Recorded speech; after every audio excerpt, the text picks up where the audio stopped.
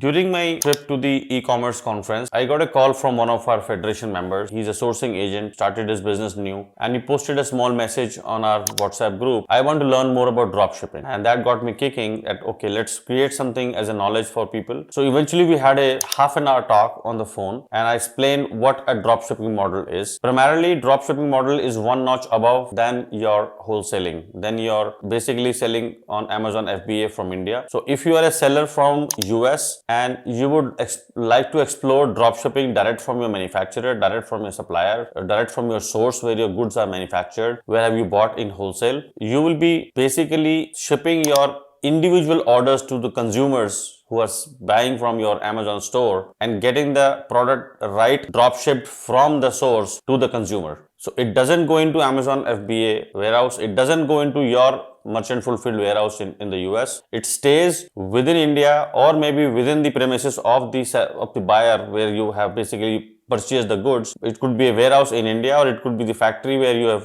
purchased the goods, and individually each order is shipped directly to the Amazon consumer. So that's the basic fact of drop shipping. Now when you come to this, it is a complex business. A lot of knowledge is required to do this. A lot of technical financial knowledge is required, because if you are buying from a factory and you are primarily from an overseas country, you basically are importing goods. You might not be importing goods directly, putting them on FB Amazon warehouse or putting in your merchant fulfilled warehouse and then selling one piece each.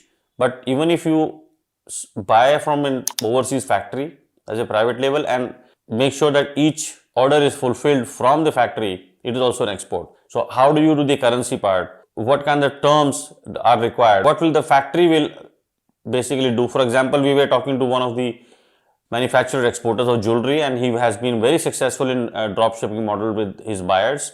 We had quite a long time discussion with him that how are you successful doing it? We have seen a lot of people failing to do it. And he said what he does is that he charges his customers maybe, for example, a $10,000 order.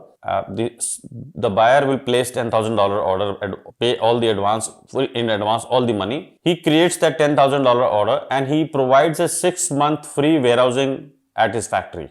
And the goods are still there. They start to sell on Amazon and he ships one piece each from the Indian factory. There are a ton of logistic companies and basically courier companies who will be able to do this. The other model he was working is that, okay, if they want to buy something from them, it's low value, so a $500 minimum value order has to be there, which is called an MOV, which is on his website, and then you can easily get the order shipped like a 1 box or 2 box or 3 box directly by air. But the minimum order has to be $500.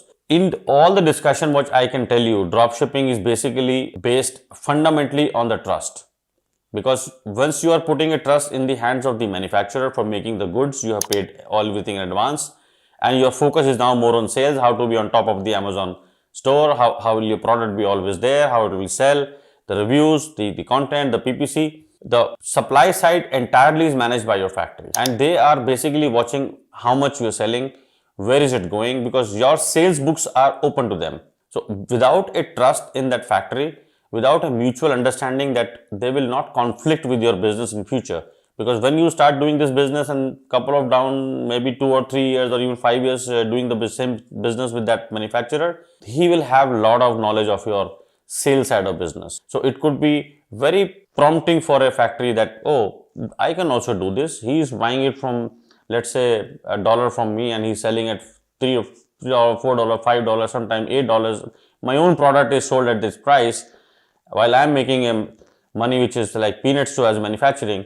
So that can create problems among yourself as a conflict of interest. He might have that vision of doing it themselves, or there could be some other mismanagement issues at the factory, wrong labeling, wrong color, wrong quality. You never know. You are a seller, you have not even touched the goods. So over the years, it could be the consistency of quality. So I highly recommend that you should have somebody basically around that area, around that factory, who is your eyes and ears. And that's why we strongly recommend to have sourcing agents or regularly somebody as a representative in your business, which can charge you a small fee, but basically they will be your eyes and ears and your loss prevention officers in that factory, and making sure that you are consistently getting all the things which you require as a product and services from the factory.